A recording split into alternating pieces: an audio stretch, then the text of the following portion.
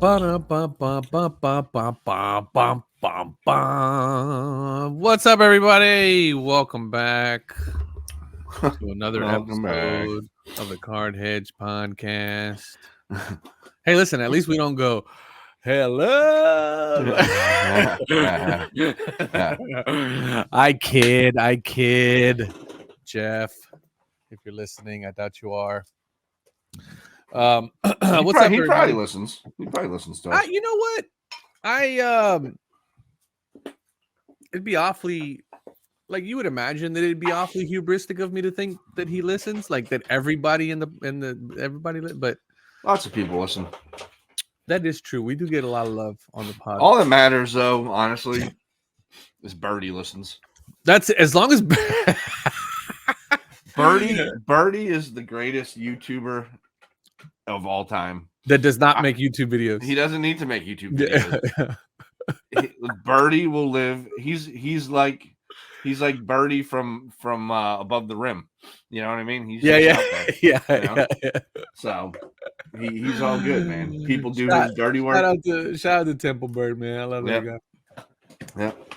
So, dude, a lot of stuff going on. Before we get into our big story today, which is a biggity bombshell that dropped today, which is going to end a lot of speculations about what's going to happen with everything going forward. I, in my hands, have a piece, an actual Alperen Şengün rookie patch that on the back of it says the enclosed authentic memorabilia is not from any specific game or event, but it is from Şengün, guaranteed to be from Şengün. So this is the only game-worn, game-used, event-worn, event-used patch that I know of, and it's from Immaculate, and I grossly overpaid for it. But I'm excited that I finally have some memorabilia that is guaranteed to at least be associated with the player. All right. Even though it's got Jalen Green on it, which I'm not too happy about because, you know, he was out there dry humping people, which, you know, we're not going to get into all that. But just happy to have a piece of my man Şengün, who, by all accounts, if you listen to a lot of media, like independent media, sports outlets, YouTube pages, and things like that, quite a bit of hype on my man's coming in this year. So who, Alperen? Yeah, buddy. Yeah, whatever, dude. The NBA is terrible. What? The Bruins are terrible. How about that? They are. I don't disagree. They are. It's like, you can't hurt me with that comment. Nah, not Boston sports are terrible now. It's all good. We won for 20 years. I mean, well, that's true. You guys can only win for so long. Yeah. Eventually, you know, due to draft pick orders and all that stuff, you can only, even though my Astros are like phenomenal position to get another pennant this year. So yeah, they'll have their hands full with Texas. They will have their hands full with Texas. Yeah, buddy. And whoever else comes steal. It doesn't matter because I don't think anybody's beating the Braves. The NL is better, so we'll see. Yeah. We'll see what Dodgers, Braves, but the Braves are loaded, so we'll see. It should be fun. It should be fun playoff time and wild card time here. Yeah. It's gonna make for some good baseball for sure. You know, college football is coming back sooner rather than later. That means Coach Prime is on the sidelines, baby, and taking the nation by storm. Yeah. So I can't wait. Yeah. So his previous role was one of like a lower level college, right? Yeah, he was at a HBSC, Jackson State. Okay. And then he's with the Buffalo. Okay. So University of Colorado. So he'll be on ESPN, that kind of thing. Oh, dude, the first game of the season sold out, and it's in Nebraska.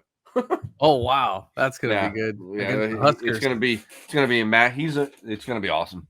It's gonna be awesome. I might actually check out some college football this year if that's the case.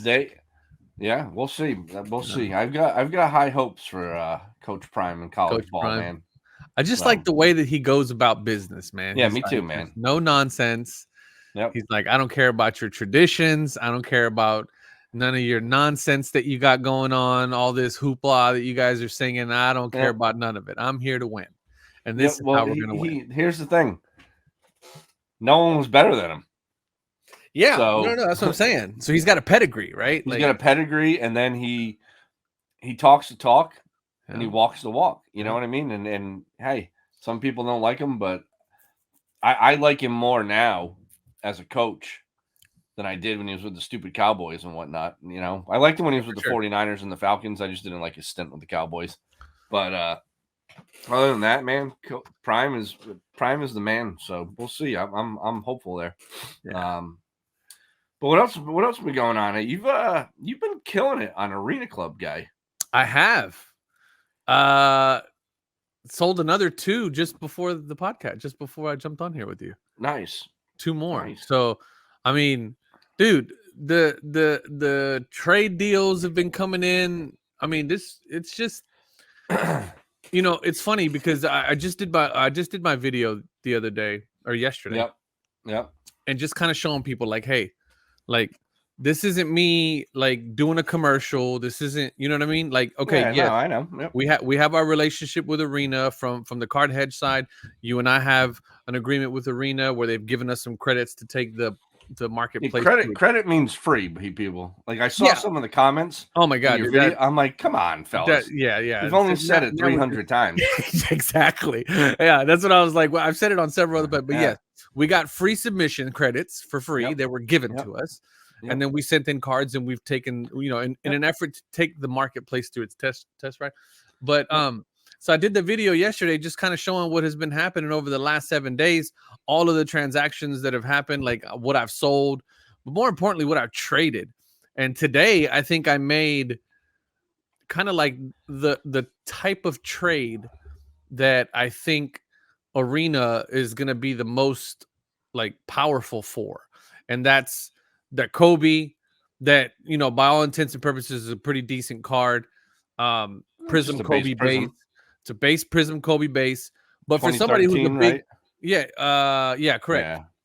Yeah. But for somebody who's a big Kobe collector, if you don't have that, and you have an opportunity to get it without having to lay out any money, and you got a couple of good cards yourself that I want, like that's kind of that's where I think this is really, it really shines that platform.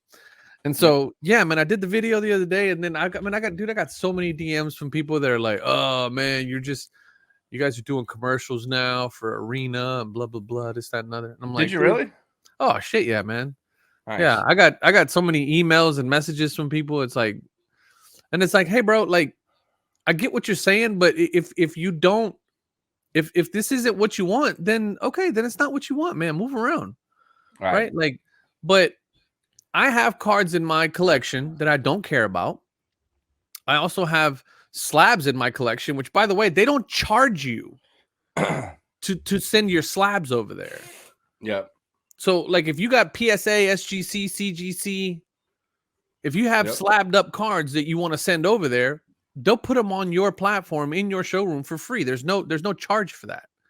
Right. And you could potentially turn those into, something else. And I've traded Arena Club cards for SGC cards. I've traded them for PSA cards. I've been wanting to kick off my Nolan Ryan collection. I did a pretty dope little trade that kind of jump started my Nolan Ryan collection. Look at you going after the Ryan Express. I love it. But Astros Nolan Ryan. That's all right. Yeah, he played for everybody. So yeah. But everybody can collect him. And then what I thought was dope, and once again, this is what I keep talking about, man. It's like finding new ways to enjoy the hobby. Like the Mother's Cookies, that's like a big thing for Nolan. Like there's a bunch of like baseball card Mother's Cookies baseball cards that are like insane. Yeah. And I went down that rabbit hole, and now I'm like, okay, now I got a checklist of what I want. Right? Yeah. You know what I mean? So it's like it just opened up like this whole new spot for me where I'm like, okay, at first I just wanted to do an Astros Nolan Ryan. But now I'm like, oh, this is a cool little set to have. Yeah. Like, I'd like to have all of the Nolan Ryan mother's cookies in decent, you know what I mean? Like, I don't know. It just kind of made this new little itch for me to scratch. Like, and other, I would have never gotten into that had it not been for me wheeling, dealing, trading. On that platform. Up until these platforms came out, really the only ways you had to trade were you had to like either do it at a card show or you had to do like the Facebook, like get vouchers and pray to God that somebody sent you their card and things like that. Like the big thing for me with the Arena Club, it doesn't matter whoever you're trading with, their cards have already been sent in. It's done. It's a done deal. So their cards are there. Yeah. It's so if you trade, you get them, and then you can, if you want, keep them and relist them or whatever, or you can call them back and do whatever you want with them from there. Right. So that piece of it for me is huge. I started off on Arena hot, and it's kind of cooled right off. Like I was telling you, it's kind of the same guy keeps offering me the same crap. Like he's got like 6 crappy cards in his whole collection, and he keeps offering trying to send you a combination. Yeah. And I'm like, dude, like, so I messaged him. I'm like, dude, stop offering me these crappy cards. I don't want them. Do you do a lot of offering? Not so much. It depends, man. Like, so I need to. I do when I'm focused and I'm on that site. Gotcha. But because I'm like on eBay, I'm on here, I'm on there. Mascot has just changed my whole life with being able to like list everything like in seconds. Right. So I've really I really need to focus on it a little bit more. Mm-hmm. I have spent quite a bit of time on it this last month. I will say that. And I haven't made a deal in a couple of weeks now, so I'm kind of itching. I bought a couple cards, but I haven't traded anything. Oh, I did. I just made a trade with you. That's right, we did. Yeah, we made a trade, and then one thing I would say, I'm hesitant. And I'm sure this is going to be the case for a lot of people. I'm hesitant to spend hundreds of dollars on a card that is graded by Arena Club. An Arena Club, yeah, that's fair. That's fair. I mean, I'm real scared. Yeah, because like until somebody does the experiment of getting a card from Arena that's like an Arena 9.5, let's call it, right? Yeah, and then cracks it and resubmits it with PSA and either gets a 9 or a 10. Like, unless somebody's consistently going to do that, unless that is something that can consistently be done, right? It's going to be very tough for people to find monetary value right now in Arena's young existence. Yeah. To find monetary value in the Arena slab. And again, this is one of the things that's really that I'm having to the conversations, the positive conversations that I'm having with people are around that. Right. Yep. Or they're like, oh man, yeah, forget the slab, dude. Like, that's awesome that you made that trade. Right. Like you had a card that you didn't give 2 shits about, and you got 2 great cards that you love. Yep. And okay, maybe it's in an Arena slab, but the card is yours now. And so I don't think that the people who are slab centric, if that is a term that I can coin, for people who are slab centric, this is not, Arena is not for you, right? No. If you are the person that buys the card and not the slab, Arena is for you.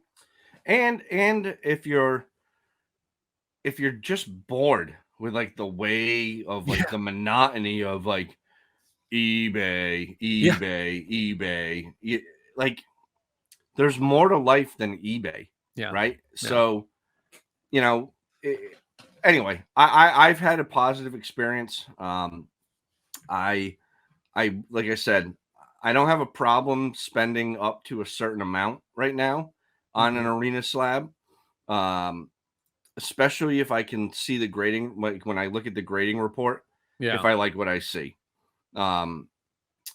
Because ultimately I'm looking at it as I'm buying that card, and hey, here's the deal, whatever. Right. The other thing I have to laugh at, little plug for ourselves, Card Hedge, like where we provide comps live right on the site. Right. So if a PSA 9 is doing like $50, right, I hate to break it to you, but your Arena 9.5 isn't $180. It's not. So that's interesting because I listed at $50 if you're lucky. You know what I mean? You're probably gonna get 40. And I took all my stuff and that's probably why I've been doing so well from the sales standpoint, because I'm very conscious of that very fact. Same. Right. If it's a PSA 10, and it's a $50 card in a PSA 10, I'm not listing my Arena 10 at $50. I'm listing it at 38. 40. Yeah, 40. Yeah. Yeah. You know what I mean? And so and so somebody comes along and goes, wow, that's an Arena 10. I'm looking at the grading report. I'm looking at the super satellite image scans of these things. Yep. And that card looks amazing. And I could probably buy that and cross it over. Or I'm just happy to have it in that high of a condition that, I'll pay $38 for it. That's a $50 card all day. Yeah. Are you treating it as like a raw card review kind of thing? Yes. 100%. That's exactly how I'm doing it too. 100%. I'm 100%.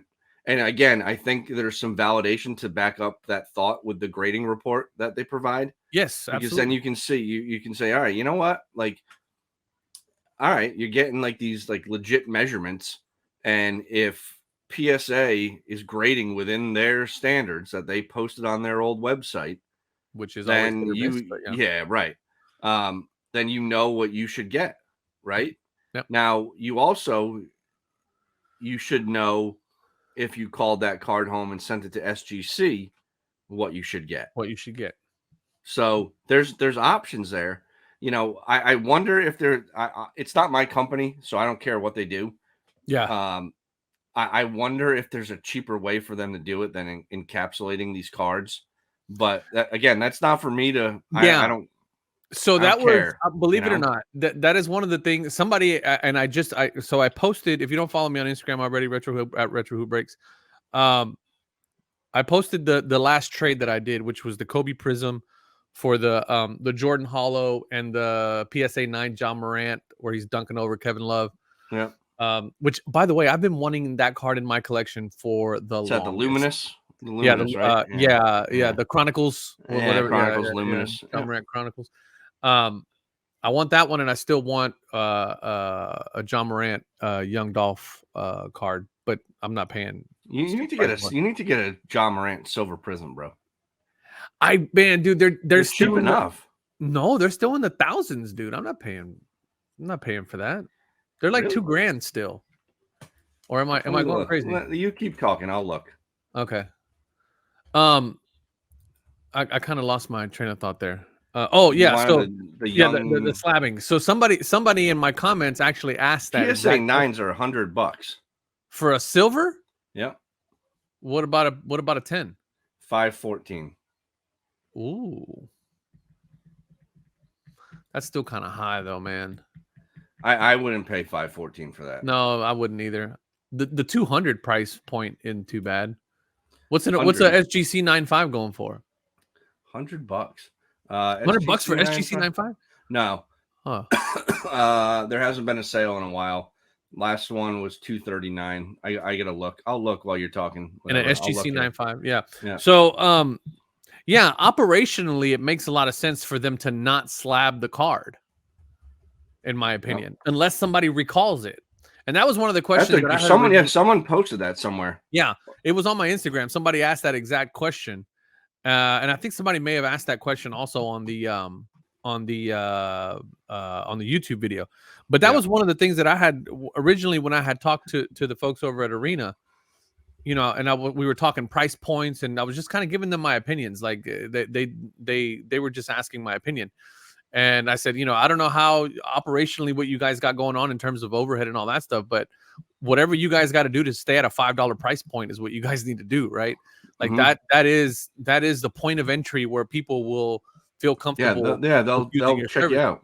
Yeah. And so, in that same sentence and in that same breath, my suggestion was like, hey, do you guys slab the cards immediately or and they're like, yeah, we slab it immediately like a grading company. Okay, well then, which you know what, like I'm okay with that, because if it's going to be stored and so that was the argument, all that good stuff, like I'm okay with that, because ultimately it protects your card. Well, the other thing too is that you got to remember, arena slabs are UV protected. Yeah. Okay, they're UV. They have the UV coating to help with UV protection. So there's a protection element of slabbing that card as well that goes along with it. And a lot, like we've gotten so caught up in this idea of a slab being worth money that we forget that the main reason why they slab a card is to preserve the card in the condition that it was when it was given the grade that it was given. Right. Like that's the whole purpose of the slab. Right. You know what I mean? And so, that's from that, when you look at it from that standpoint, then you kind of understand operationally why they do that. So were they on board with the $5 thing? So I think, I actually talked to somebody today, and we were talking just kind of in general, because they, like a bunch of folks watched the video that I did, and they were, just kind of giving me some comments about it and stuff. And I told them that, like, hey, like, I don't know what you guys got to do, but because in that video, I was pretty explicit. I said, hey, I don't know if Arena's watching or not, but you guys need to do whatever you have to do to stay at that $5 price point. Mm-hmm. Like, I understand that you ran a special, but like, I understand operations. That's my job. That's what I do for a living. I understand operation. I understand manufacturing. I understand manufacturing costs. I understand the difference between actual costs, absorbed costs, and standard costs, and I get all that. I understand all that. I've done it for almost 25 years. You guys need to do whatever you need to do to operationally stay at a $5 price point for your consumers. If you can do that, then you guys will be extremely successful. Because I think that that's a good price point where people go, you know what? Yeah, I got about 10, 15 cards that I'd love to send over there that are literally just collecting dust in my boxes that I could potentially turn into some either cash or turn it into some cards that I would really like to have in my collection. And so what are they doing? I mean, I don't know. It's just a one-way conversation. It's just me giving my opinions and thoughts. Gotcha. Like I normally do. Yep. But yeah, man, it's been an interesting thing. Now, I don't know going forward how we're going to treat this whole, or at least me, how I'm going to treat this whole arena situation, because I'm really enjoying it for one. So as long as I'm enjoying it, I'm going to keep talking about it. But I think, as I said in the video, I kind of proved what I wanted to prove, right? Like, hey, this is how this works. This is why I think this is good. It's not because they're a new grading company. Like, forget about the grading for a second. Like, there's a whole nother piece to this that I want to showcase and let everybody know about. And I think I've done that. Like, I think I've kind of illustrated my point. So maybe going forward, I might just do like monthly updates and just kind of show everybody what I've been. Yeah. I mean, if you get any trades or anything like that, like share them, because again, I think there's more people out there and I will say this, like when I did my reveal and I did some stuff today on Arena Club with my monthly sales videos that I do, I ended up selling 4 cards on their platform in the month of July for like $113. And the nice thing was, after the fees, I collected $107. Yeah, 5%. So $6 gone. I you know what I mean? That's a lot. That's a big, that in itself is worth it to me right there. Right. Yeah. Then, but I will say, I will not send them cards at anything over $5. Yeah. I won't do it. I won't pay 10. I will not even entertain 15. They need to be at $5. Yeah. If they're at $5, I think it's totally cool. And there should be, honestly, there should be no minimum either. Or maybe 5 cards. I don't know. Yeah, I think operationally they have to have a minimum. 10 card minimum, right? Yeah. 10 card minimum. 10 card minimum, and let people get on there, try it out, make some trades. Like, oh, okay. You know, like, and I've done the same thing you have. Like, I've traded Arena Club slabs for PSA. I've traded them for SGC. Yeah. I've traded them for other Arena Clubs. Like, I bought Arena Club. I bought SGC. I bought PSA. Right. I like the marketplace. It's so easy to use. It's so well designed. The only piece that I do have to laugh at is like you can't flub your price because there's data. There's data right underneath the card. So like, what are you doing? Yeah, I'm not giving you $80 for this $35 card, buddy. Right. So anyway, but yeah, so that's enough about them. That's 25. Yeah, that's enough. That's enough about that. 25 minutes. Yeah, So, yeah. All right, man. So today we have Fanatics has been steamrolling. Hey, what was the price on the SGC 95? $200 was the last sale in March. Okay. Hasn't been one since March. Okay.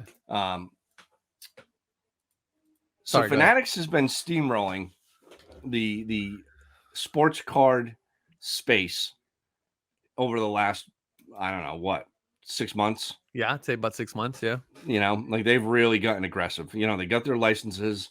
They did all that crap. And then, you know, I'd say as this year, month by month, they've slowly picked up steam, right?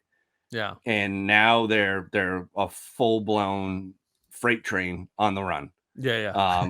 And then today we got a little news that Panini is coming out of the corner in the final round, swinging, you know, coming out swinging. And they filed a lawsuit in Florida, alleging that, as you can see by the article here, this is ESPN. This is all over. I mean, you can just Google it. Yeah, you Google various it. Pull up sources. They're all saying the same thing. But they're saying that Fanatics has created an entirely new monopoly spanning multiple leagues and multiple players' associations in the industry. Panini alleges that Fanatics engaged in calculated, intentional, anti-competitive conduct by securing long-term exclusive licensing deals with leagues and players' associations, according to the lawsuit. Panini also claims Fanatics signed rookie NFL and NBA players to exclusive deals, disseminated false derogatory statements about Panini, and poached its employees in an effort to create insurmountable barriers to entry in the trading card business. Isn't that crazy? Crazy. That's from Panini. That's from Panini. Yeah. Fanatics is saying that we're something. That's right. Yeah. Panini. Yeah. Panini's lawsuit is a baseless, last gasp, failing effort by a company that has lost touch with its consumers, is failing in the marketplace, and has tried unsuccessfully for years to sell itself. Yep. Now, there's a whole lot of dirty laundry that is being aired out here. Because I had no idea that Panini had been trying to sell itself for the last 2 years. Yep. That is a new one. And the thing about lawsuits is that when you come to the soup kitchen, you better not show up in a top hat, and you better show up with hat in hand. Because if Panini's out here throwing stones and they're living in a glass house, Big Daddy Ruben's pockets is deep. They are deep. And he's got some lawyers. I bet you he's got some savages on retainer. Yeah. Oh yeah. So it says here, I didn't realize this. Fanatics has a 20-year deal in place. Yes. With the so NFL. Let's talk about that. It just says NFL though. So with the NFL Players Association starting in 2026. That's a long ass time. That is a long time to have a deal in with anybody. Listen, I have been a big supporter of this Fanatics movement. That 20-year deal I am not okay with. Right? Yeah. Because that means that for the next 20 years, right, wrong, indifferent, whether they screw the pooch or not, we are in bed with Fanatics for the next 20 years when it comes to NFL cards. Yeah. And there's nothing anybody can do about it because they are in bed with the players' associations. Yep. Now, originally, when I talked about this a long time ago, when they first acquired the licenses, I said in my video that they had sweetened the pot for these NFL players associations to receive a bigger portion, a bigger slice of the pie in proceeds. And I always thought that they did that. In the back of my mind, I was always thinking about like how they could have done that. And the only way is to either give them a portion of their own profits, right? Just like share in a bigger piece, or they would have to play the long game. And now it's coming out that that's exactly what they did. They're like, okay, we'll give you an additional 20% of the revenue. However, you got to sign your life away for the next 20 years. Yep.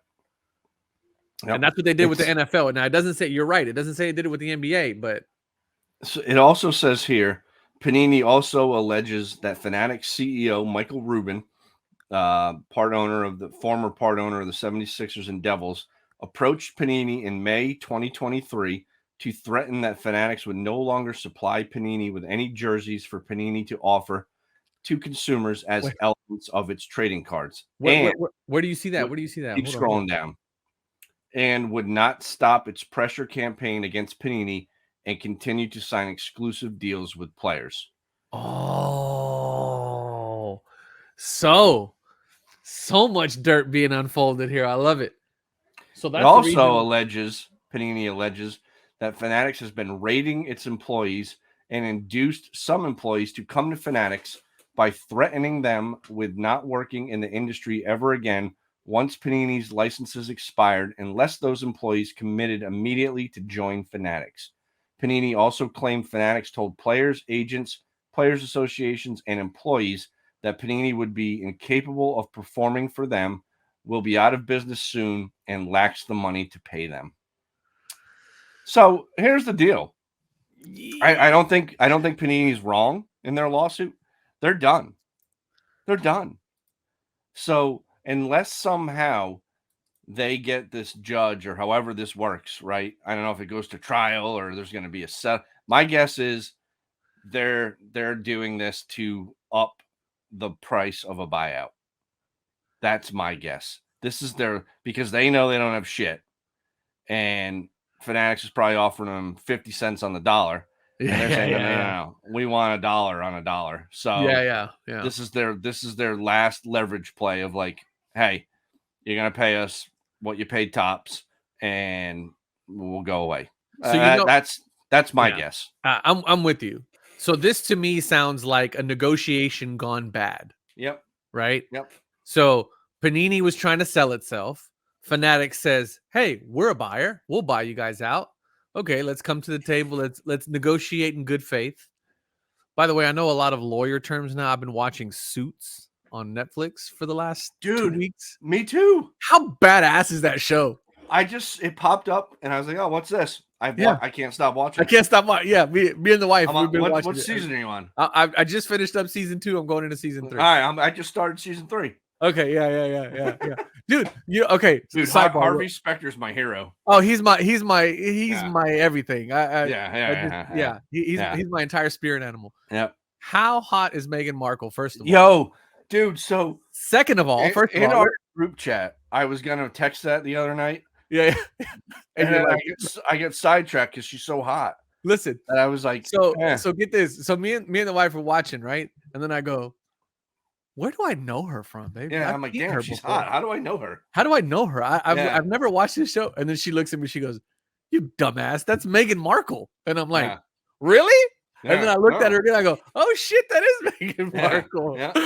Yeah. Hey, no spoilers if you guys aren't watching, but I can tell you what, at the end of season 2, when Mike finally told her, and what happened immediately after that, I could see why the royal family was like, yeah, we don't want her. That got interesting.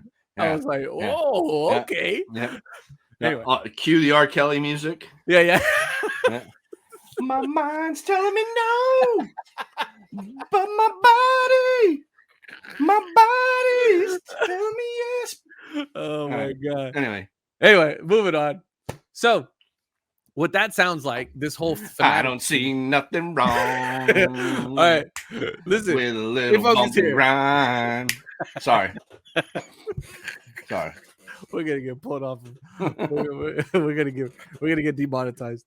That's all right, whatever. That's what this sounds like. This sounds like a scene from an episode on Suits where two people come together for a merger, and then something goes salty, and then one of them does something, and then the other one does another thing, and then but then in this case, it's Panini realizing, man, we just don't have anything to fight with this juggernaut with. And so screw it. We're just going to swing for the fences, and we're going to cry foul, and we're going to say, hey, they've been poaching our people. They've stonewalled us. They're, this, that, and the other. They are a monopoly, blah, blah, blah. Like, it's, I have a, like, I'm going to be honest. I haven't really given a whole lot of thought to like Fanatics taking over. Right. Yeah. And I've been happy that they acquired Topps because it means we get Topps Chrome in basketball and football again. Yeah. But that's what I'm the most excited for. Other than that, like, all right, the buying the PWCC, like, I still haven't figured out like what that was for. Right. Other than I don't know. I don't really have a good answer. For why they bought PWCC? Yeah, like I don't have like when that came out, I was like, oh, I think they bought them because they were cheap. Yeah, but like, I guess if you're just gonna keep it in your portfolio now of sports cards, but now everybody knows that Fanatics owns PWCC. So is PWCC still going to be a like standalone company in the portfolio? Or is there going to be like serious integration somehow being you know what I mean? Like, all right, you're on Fanatics Live, and you buy into your stupid break, you hit a card, now you send it to PWCC, and like one stop shop. And isn't PWCC in bed with PSA or somebody? One of the grading companies? Nope, they are not. They have grading. Who am I thinking about? You can submit. Golden is in bed. Golden is what I'm thinking about. There you go. Yeah. But you can send cards to SGC. You can send cards to CGC. I think you can even send cards to Beckett if people still do that through PWCC. I don't know if you can do PSA. I don't think you can. Probably not. But I will say that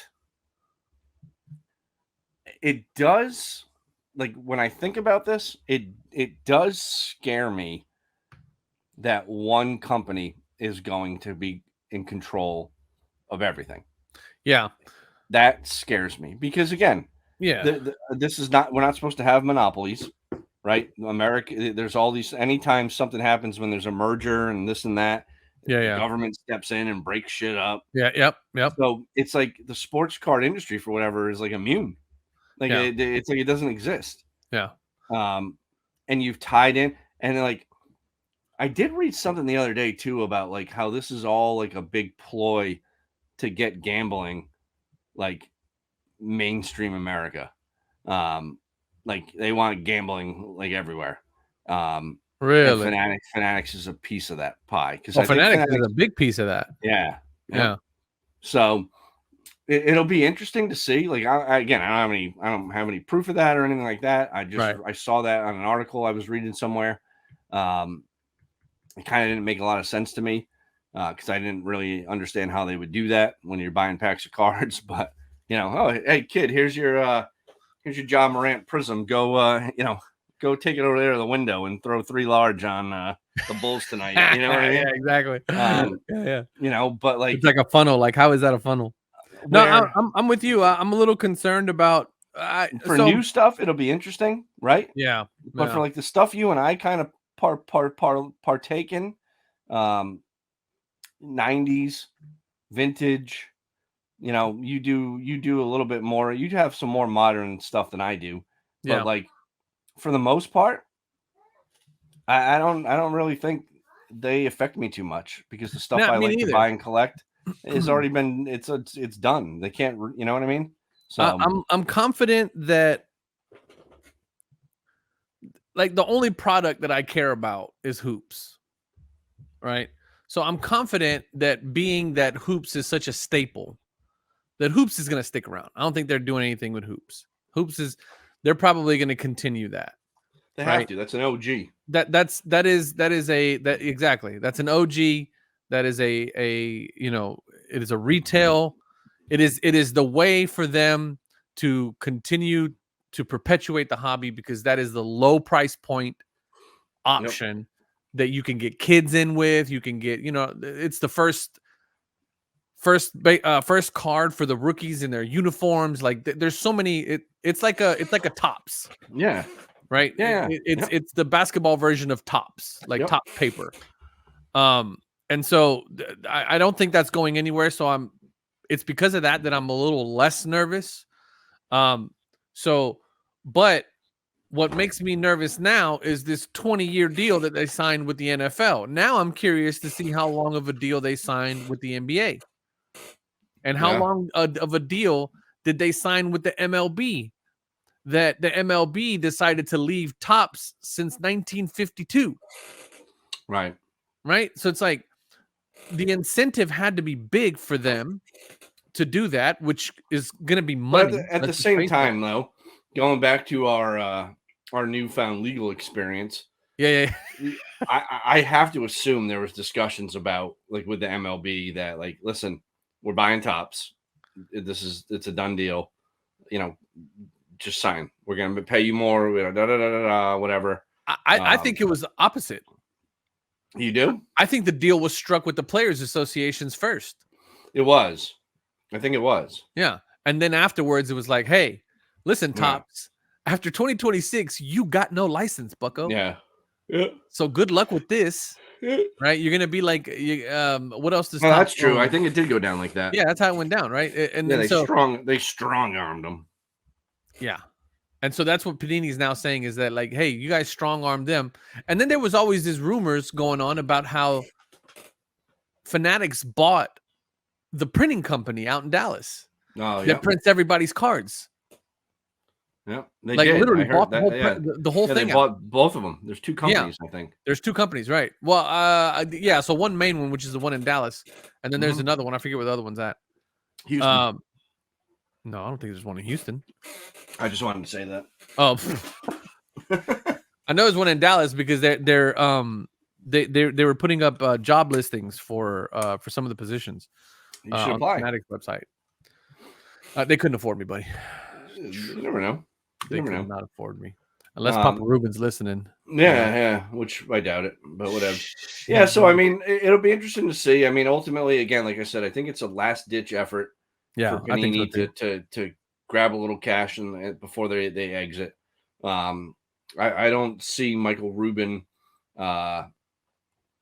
really like he's not sitting at home right now going, oh my God, what am I going to do? Yeah, oh my God, this is terrible. He's going, oh, okay. And he's firing up another steamroller right now, and like him and Joel Embiid are going to drive down the road together, and you know, whatever. Oh, that's cute. They're trying to sue me. Look at that. Yeah. So you know, but all right, moving on, man.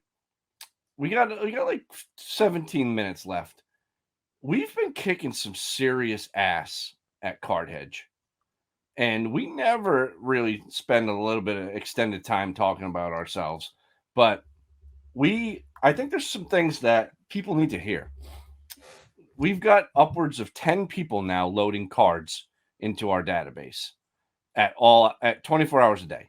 So the thing is just around the clock, going nonstop. We just crossed over 700,000 cards in the database. 700,000. It's insane.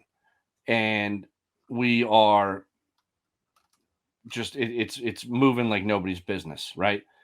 We are looking like we are going to add a few more enterprise partners as well.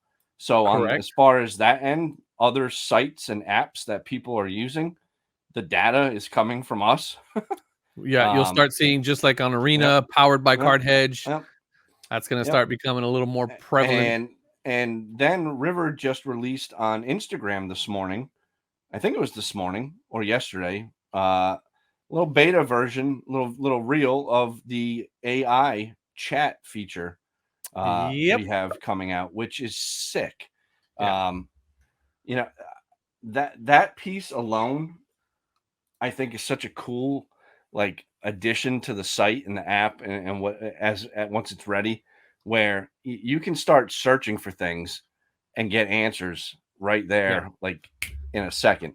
Yeah, it's a very Chat GPT style type Yeah. of prompt where you can say, show me the 5 most selling basketball cards by volume, and it'll give you, you know what I'm gonna give you what you're looking for. Yeah, it'll give you that. It'll give you it's gonna so like, you know, we've kind of played like pretty much blah in our marketing department for 3 years. But you know why though? But the reason why though is because you've been busy doing all of that. Yeah, we've been building stuff, building the platform. It's now to the point though where like people need to people need to know, right? Yeah, and it's with sports cards. What people fail to remember, because we had all this like early on, this like sports card markets going down, the crash, the this, the that. Prices are still way higher than they were 3 years ago. Yeah, on before COVID. So agreed. Even though things have come way down, which they needed to, they settled in a place that is much more valuable as far as the value of that card than they were 3 years ago. Agreed. So when you have these apps and things like, there's legit real money now. Not that there was like not real money before, but the pot has basically exploded as far as value, revenues, this, that, and the amount of money that has been in, and that is the other piece. Like we talked a little bit about this with Ezra in our interview, both on and off camera, and the amount of money that has been invested into the sports card industry over the last 3 years is insane. Yeah. And I don't know if people really understand that. And with sports cards, let's face it, the industry was pretty much like stagnant. Yeah. For a long time. It was just the same thing year after year. You do this, do that. And now there's been all this disruption and this, that, whether it's marketplaces, whether it's grading companies, whether it's sports card pricing apps, whether it's collection management things, whether it's fractional, this, that, right? Yeah. There's all industry that has been built up around sports cards now, where this is a legitimate space. Yeah. And it's still growing. Money is still funneling in to some degree. Not like it was, because money's not cheap anymore. Right. But people are you still hear people raising money. So it's important for us to remind people that we have this real awesome product that manages your collection for a cheap fee. I think for $15 a month, dude, for what we provide and give you, and what we're going to continue to build out on, and the partnerships we have and things like that, man, it's a smart $15 a month that's spent, right? And on top of that, if you don't want to add your collection, you just want to look, you can look for free. So you can check prices for free all day long. Anyway, I'm excited about. I haven't been this excited about Card Hedge in a while. So a lot of big moving parts. There's a lot of things going on right now that I think are really positive for us, and I would just like to see people hop on board on that and participate with us, because it's a cool. I think we have 4 people that are partners that are really cool dudes that are all involved in the hobby one way or another, right? And we all get it and understand and have listened and learned and all these other things. So I just think that for us moving forward, man, like this is a real good way to start to end the year for Card Hedge, and big things are on the horizon for us. And I'm pumped. So anyway, just wanted to give that little couple minute plug to ourselves, because we do bust our ass. And we don't talk about it a lot. Yeah, we don't, like, because it's so boring, right? It's like we don't talk about it and whatever. But like at the end of the day, like we have like people don't. I don't think people realize how hard we work on this podcast to separate ourselves from being partners in a company, having connections with other companies, this, that, and the other thing, and just trying to be two average schmucks talking crap. Yeah. Right. Yeah, so like, and we've been very clear with all of the partners that we have and things like that, that listen, we're going to be honest with, and if we don't like something, we're going to say it. Same thing with our own company. Like we get it. We're not open. We're not closed-minded individuals. So like there's a lot of work that goes honestly, into. I think a lot of that comes from the fact that we like I'll take this arena relationship, for example, right? Like we're providing them data, so we're providing a service to them that's very valuable to them. The information side of what they're doing or what they're getting from us is very valuable to their marketplace. And so it was natural for them to reach out to us and say, hey, we would like for you guys to really put our marketplace through its paces and give us some feedback, take a test drive and really give it a good test drive. And so you're not going to see any of the other arena affiliates or sponsored content creators out there saying things like arena needs to be at $5. Right? Like we're not running commercials for them. Yeah, right? No, we're not. And this is something that you and I were very, very adamant about whenever we first had these conversations with them, where we said, listen, guys, we would absolutely love to take this thing for a test drive. And we're 100% appreciative of the credits that you guys are going to give us so that we can submit some cards for free, really test this thing out, and then document our processes on our respective channels. However, if it turns out to be complete dog shit, you will find out in these videos that you have no authority on. You don't have any refusal. I don't have to get it okayed by you. None of this stuff. Like this is us running this thing through its paces and then giving everybody our opinions, right? And our opinions are that it's a very good marketplace. They have some really good functionality. They have some really good UI. However, if they go above $5, it's just not something that I can submit money with. And that's our honest opinion, right? And there's going to be some people that are like, oh, you guys are shills, you guys are shills, you guys are shills. I challenge you to go find another content creator that's sponsored by any of the larger companies, actually giving some critical thoughts on the process itself. Right. And we're not sponsored by them. They just gave us a deal. Right. We're not exactly. They gave us a write-off for them. Yeah, there's a business. Exactly. Yeah. There's a business relationship there, right? And I'm sure with some of the other people that are involved, they got a little bit more than we did. So and that's fine. What I mean? And that's cool. But you know what? No one's ever else giving me anything for free. So you know what else they got? They also got a muzzle. I'm sure. Yeah. Right? Oh, maybe. People who take a lot of money, like the companies, they're very particular. I've been on both sides of this before, where I've been offered brand deals with some of these companies, and they're like, right on their write-up, it says like, hey, we need to approve all content. It's like, what? Yeah. Nope. Like, nah, buddy. That's not how this works. Right. Not happening. And so it's like, hey, we're gonna pay you X amount of dollars. Like, whoa, that's a nice dollar amount. Yep. And then at the bottom it says, hey, but we got to approve all the content. And some people just go, yeah, that's cool, man. I'm down with that. And then when it comes time to speak their minds, they can't. Right. And then it's like, well, you have to. We don't approve this, so you can't run it. It's like, well, wait a second. That's that's how I feel. Okay, yeah, but this isn't part of the deal. Part of the deal is that we approve, and we're not gonna let you do anything like that. So, to your point, and just to kind of bring the whole point to together here, is that we come from a place of, we know the amount of work that it takes to build something and build a company and build a service and make something that we feel is good for the hobby. And so when we do these things with other companies, it's us giving our opinion. They can't hold. I don't think there's a company out there that can hold anything over our heads and go, no, hey guys, you guys can't say that. Well, no, go fuck yourself. I can say whatever I want. Right. Like that's, and if you don't like it, then I apologize, but that's my honest opinion. Yeah. And I have an audience of people that like me for my honest opinion. Yeah. Do better. Better. Like exactly. Do better. It's like when people criticize us, right? It's like, okay, I hear you. We'll fix it.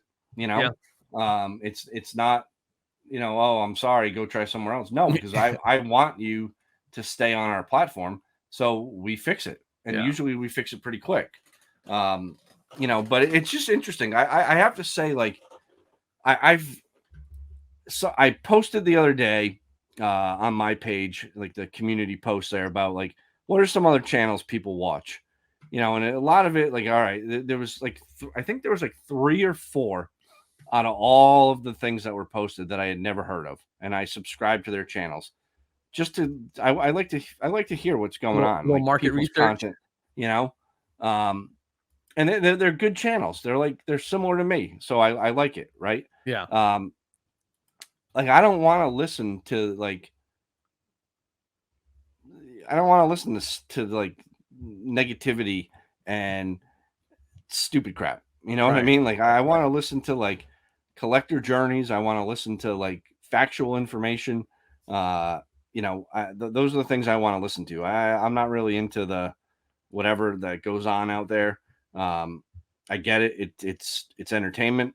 The salacious drama. Yeah, it's just whatever, But and at the end of the day, like, you and I don't take ourselves very seriously, so like, I think that kind of shines through in what we do.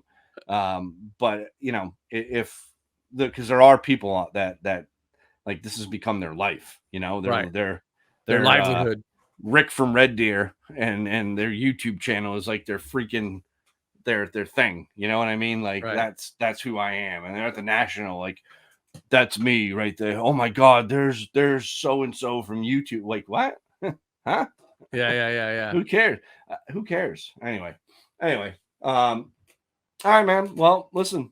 Before we go, what do you got? Look at this. Yeah, so I mean, you gotta make an offer. Yeah, I mean, for those of y'all that are listening, I'm looking at a John Morant silver in a silver prism in a PSA 10. Yep. Guy's asking $840. Yep. Last comp on that PSA 10 is $500. So the one thing I will say though is this: on some of these new marketplaces, and I've learned this myself, when there's not a lot of eyeballs, it's hard to pay attention to like everywhere you have your cards listed. So your most competitive price is probably going to be on eBay, and then you list it higher on another platform. That way, if you forget about it, you know what I mean? It's just one of those things. Yeah. So especially if a guy gets like, I'm expecting that most people are expecting John Morant to come back and be a solid NBA player. How much of his image is gone and not getting back? We'll find out, right? Yeah, that's yet to be determined. That's have to gamble, right? Personally, I mean, I don't like the guy for. I like the guy. I like the guy as a basketball player. Yes. Okay. And I don't know the guy off the court, so I can't speak to whether or not if I would get along with him or anything like that. But on the court, I liked him as a basketball player. So if he's back on the court, okay. But if he's going to be friggin' flashing guns all over the place, like, listen, man, like, what are you doing? Are you playing basketball or are you trying to join, 3-6 Mafia? What are you doing? You know what I mean? Like, what are you doing? Pop your collar and get back in the game, bro. Yeah, take it easy, Project Pat. Yeah. Like, what are you doing here? Yeah. And like, anyway, and this guy right here, this poor guy. Yeah, Zion. Yeah, what's that thing doing? Last comp 575. And he's still a lot of money, man. I wouldn't pay $500 for that card if you gave me $500 to buy it. Yeah, I'd go buy something else. I just can't see it, dude. To me, that is a waste. But look at this. Look at this that just popped up, and this is from Bleecker Trading. Kobe Bryant phone card, scorecard, phone card. Yep. I love this kind of stuff, man. Yeah, me too. Like this little funky stuff right here. That's just weird stuff. I have a ton. I have KG phone cards. I got Shaq phone cards. Hey, you finally sold that Jordan, huh? Jordan yesterday. Nice. Yep. Ultimately, where though? Where'd you sell it? $775. Nice. So 77.5% of a PSA 10. Yep. 76. Yeah, that's not bad. Yep. And the guy who bought it messaged me and was like, I can't believe this card is still here. Do people not understand how hard this thing is to gem? And I was like, dude, that's why I listed this thing, because I knew there was someone out there that would understand. And he's like, why? He was like, why did you sell this? It's a pop 1. And I said, because I have a 9.5. And he's like, I see. Smart man. Yeah. So at the same time, I raised the value of the other card. You know what I mean? Yeah. So yeah. So like, again, whatever. I didn't. There's other things I want to buy. Yeah, exactly. Moving the money around. Yep. So yeah, it's and I got a big PSA order getting ready to go out, dude. We didn't send one in July, and I'm sitting on like 30 cards. I don't want to spend $600 on grading. That's a lot of cards, man. Yeah. You see, did you see PSA's new special? Yeah, it's on the 60s. It's in the 60s. Yeah, like what am I gonna do with that? Come on, man. Like, just do vintage. You know? Yeah. I don't like, to me at this point, missed the 80s special, by the way. Just drop to 15. Drop to 15 and then do your specials off of 15. You know what I mean? Mm-hmm. Make life easy.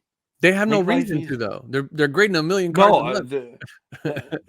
But you know what? So that data that came out from gem rate. Let's go to that. Let's talk about that for a minute, because that was interesting data. Let me pull that up, and then we'll end. Yeah, we'll end on that, because this is interesting. I want to point out something here. Bum, bum, bum. Come on, my internet is crappy. Let's go to old gem rates. You want me to do it? You still got? No, I got it. You got another AOL CD you can put in to get some more hours? That old 56K, baby. There we go. So right off the bat, this number right here, SGC, 95,000. They are, now listen, it's nothing. That's nothing. Yeah, in comparison, you're right. It's 10% of the pie. But go to baseball or sports cards. Go back, bro. You went way too fast. That's what she said. Keep going. All right. So when you look at it that way, right, they're pretty damn close to 100K on the sports card end. Yeah, which is 20% of the market. Yeah, and PSA is doing, about 5 times the volume they are in sports cards. Right. Well, okay.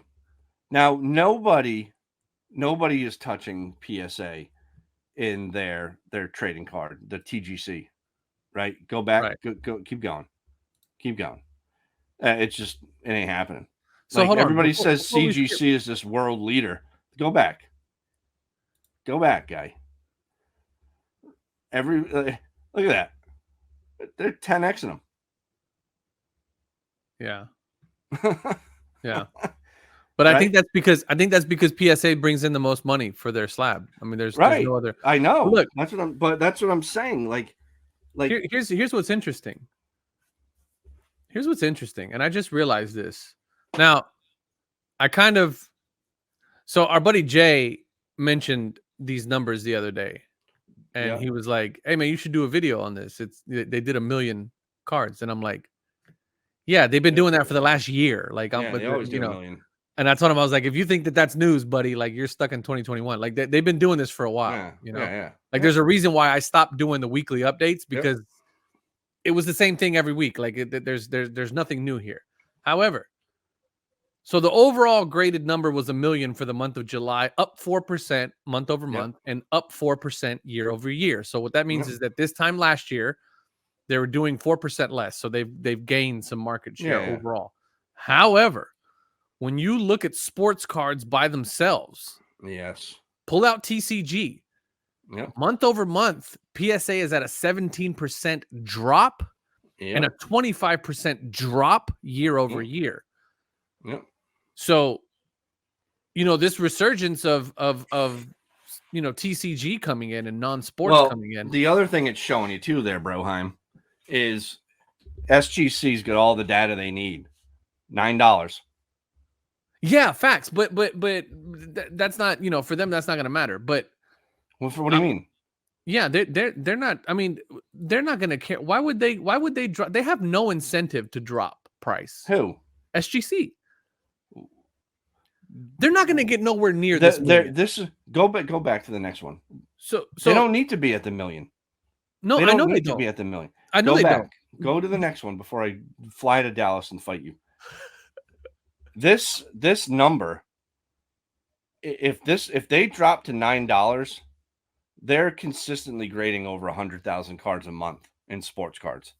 Okay, agreed. And that's significant because now it's 100K and 5. You know what I mean? You get the same number. 3. It does just because they're not the same. Yes, PSA is doing more, but they still got 3 numbers on the board. Right. But let me ask you this though. Why would they make? So you're just looking at the sports side of things. I don't care about TCG. I don't collect TCG. Yeah. I don't buy it. I buy it for my son. But neither does SGC at this point. They only do 6,000 a month. Yeah, but that's why I don't care about that. I don't care. I know, but what I'm trying to show you is why would they drop price to $9?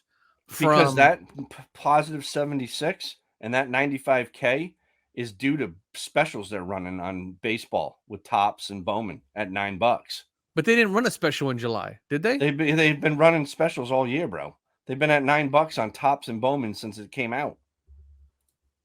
That's why you've got all this friggin'. No, they ran the $15 special on and the football, right? But what I'm saying too, and they jumped up in football. Okay, 49%. No. So they're running the specials. Yeah, I'm with you. I'm telling you. So if they drop that shit to $9, they got all the data they need. This becomes very interesting if they go to $9. I'm telling you right now. I don't think they'll go to $9. They're at $18 right now. So go to friggin' 12. Go to 12. Yeah. So the SGC special for July for football was $15 on their website. Yep.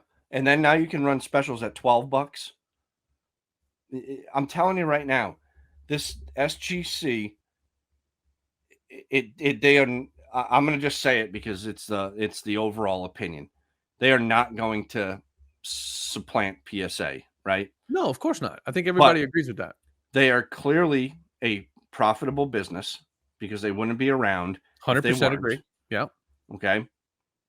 The new building they moved into was, as we talked about with our buddy Bobbles, really now makes that whole operation 100% efficient because they're in one space. It has nothing to do with a larger space or anything like that. The whole nuts and bolts of that operation is centrally located all together now. They're not spread out. They're not in different buildings, units, whatever, down the road, bang a left.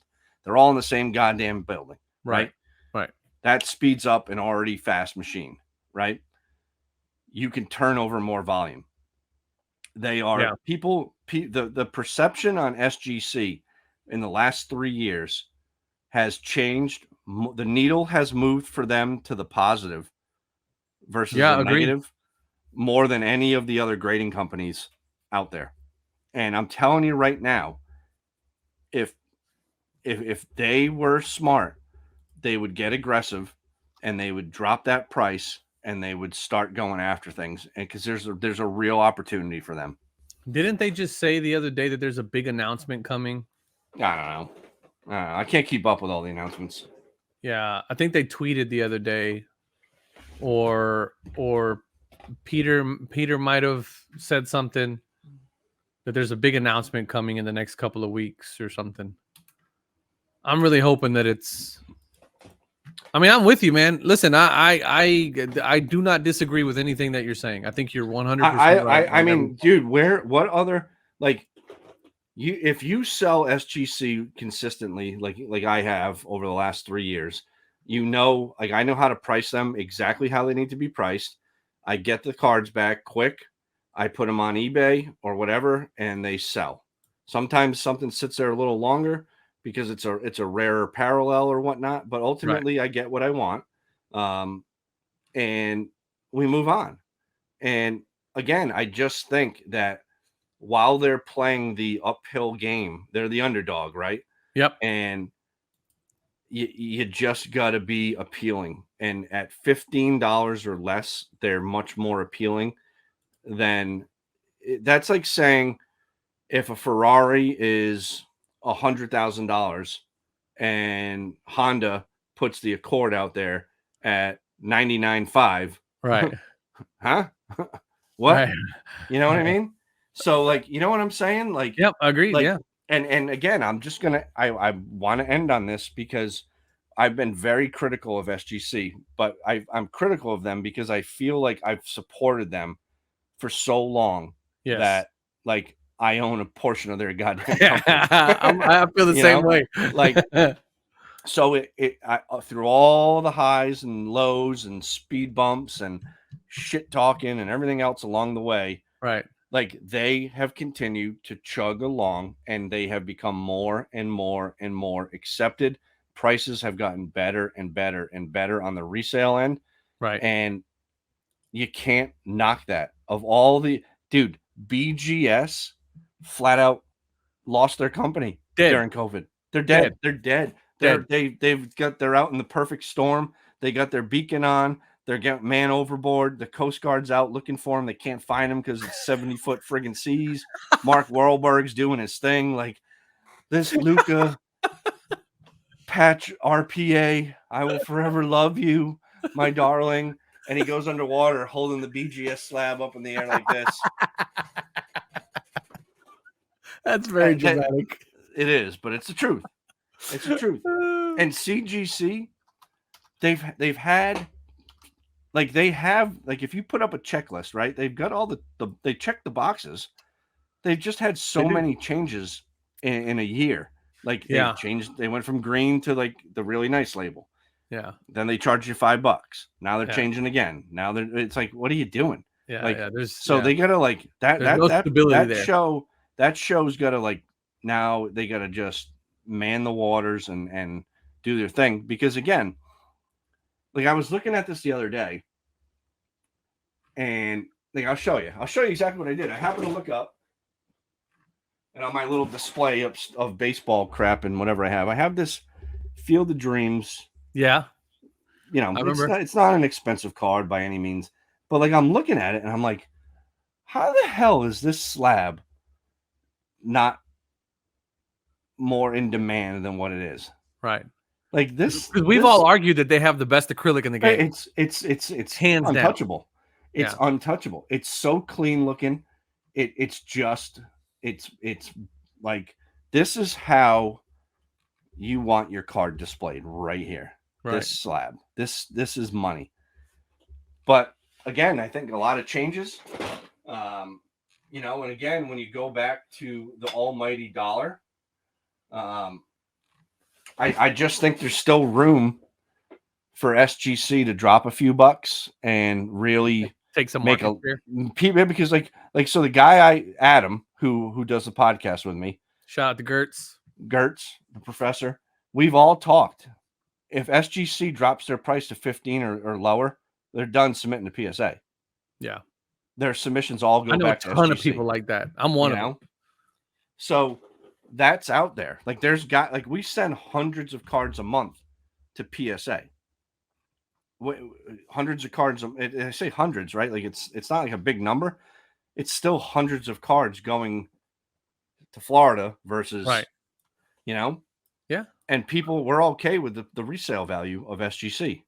So anyway, let's end it on that. Good stuff, man. Good stuff as always. We always manage to do really good work. Yeah. When we have no agenda. No, it's an agenda-free Thursday. You know, like it's always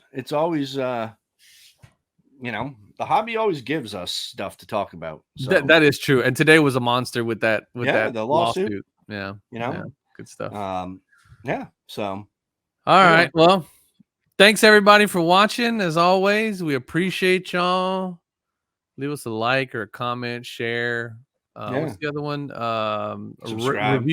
Subscribe, review. If you're listening on the podcast side, leave us a review on the podcast app. On the podcast app that you're listening on. That would be helpful.